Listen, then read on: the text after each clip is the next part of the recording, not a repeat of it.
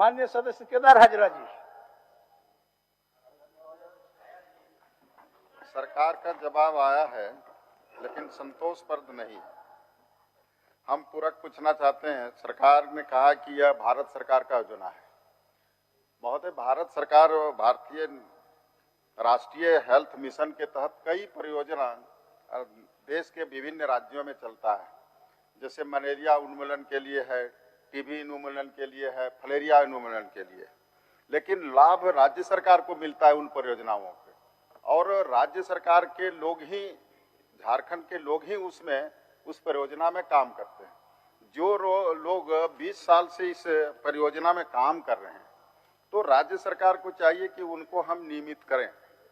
और राज्य सरकार ने कहा कि हम नियमित नहीं कर सकते, तो राज्य सरकार निश्चित तौर पर, चूंकि राज्य को लाभ हो रहा है उन योजनाओं से, तो पिछले साल जो मलेरिया उन्मूलन का जो कर्मी थे लगभग 2100, राज्य सरकार ने उसको एमपीडब्ल्यू का पद सृजित करके 21 लोगों को राज्य में नियुक्त किया। अनुबंध पर ही सही, लेकिन नियुक्ति दिया। और राज्य सरकार का जो संकल्प था चुनाव के समय कि सभी अनुबंध कर्मियों को हम नियमित करेंगे। मेरा भी यही प्रश्न है कि जो क्षमा रोग में, जो क्षमा विभाग में काम कर रहे हैं जो कर्मी, उसको अनुबंध करें। इतना ही जवाब हमको चाहिए। माननीय मंत्री जी, जक्षमा का है अध्यक्ष महोदय, सदस्य हाजरा जी ने जो सवाल किया है, सरकार गंभीर है नियोजन को लेकर, और हमारे माननीय मुख्यमंत्री लगातार सभी विभागों की समीक्षा कर रहे हैं कि हम कैसे ज़्यादा से ज़्यादा राज्य में रोजगार का सृजन करें। लेकिन अध्यक्ष महोदय, हमारी भी कुछ सीमाएं हैं, और जहां तक ये मामला है, ये 2025 तक अभी टीबी उन्मूलन अभियान जो है भारत सरकार ने इसके लिए तय रखा है। और अभी हम लोग इस पर जो है भारत सरकार से भी, इसमें चूंकि एनएचएम के कर्मी हैं और भारत सरकार से सीधे 60-40 का ये हमारा चलता है इसमें, और वो भारत सरकार से संबंध है, तो उससे परामर्श करने के बाद हम लोग फिर इस पर यथाउचित निर्णय आगे करेंगे। अध्यक्ष महोदय। माननीय सदस्य।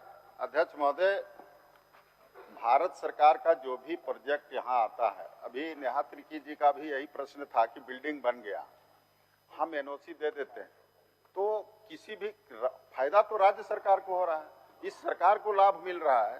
भारत सरकार पर थोप दें 40, 40 और 60, जो भी प्रोजेक्ट यहाँ आ रहा है महोदय, चाहे प्रधानमंत्री सड़क योजना आ रहा है, तो उसमें 40-60 का राज्य सरकार का हिस्सेदारी है। तो जो हिस्सेदारी आपको कम है, उसी हिस्सेदारी में तो आपको इसको भी करना है सर। हम अलग से कहाँ कुछ कह रहे हैं। माननीय मंत्री जी।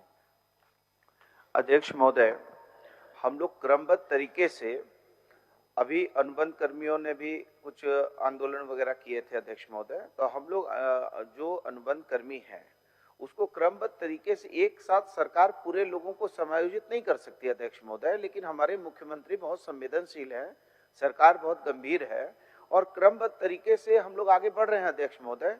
तो थोड़ा सा धीरज धरने की जरूरत है अध्यक्ष महोदय, धीरज धरेंगे, हम लोग रास्ते निकाल रहे हैं। लेकिन चूंकि सारे लोगों को एक साथ हम एडजस्ट नहीं कर सकते हैं, लेकिन रास्ता निकाल रहे हैं, और मुख्यमंत्री जी, सरकार की सोच बहुत सकारात्मक है, तो इसलिए रास्ते निकलेंगे। थोड़ा धैर्य धरें, हम लोग इसके बाद इसमें रास्ते कैसे होंगे, क्या हो सकते हैं, क्या संभावनाएं हो सकती हैं, किन नियमों से इनको हम समायोजित करेंगे, तो बहुत चीजों पर विचार हो रहा है अध्यक्ष महोदय। ठीक। अध्यक्ष महोदय, माननीय मंत्री महोदय जी और हमारे माननीय मुख्यमंत्री जी संवेदनशील है, इसमें दो बात नहीं है। लेकिन सिर्फ मैं इतना जानना चाहता हूं कि 34 महीने में राज्य सरकार ने कितने अनुबंध कर्मी को नियमित करने का पहल किया है। कोई भी एक विभाग का नियमितकरण किए हैं तो उसका एक सूची माननीय सभी सदस्यों को उपलब्ध करा दें, ताकि हम जानेंगे कि राज्य सरकार संवेदनशील है और राज्य सरकार कल्याणकारी, राज्य के कल्याण के लिए काम कर रही है। यही मेरा एक। अध्यक्ष महोदय, अभी हम लोगों ने इस पे काफी चिंतन मनन किया है अध्यक्ष महोदय। जो अनुबंध कर्मी हैं, उन लोगों ने जो 10 वर्षों तक सेवाएं दी हैं,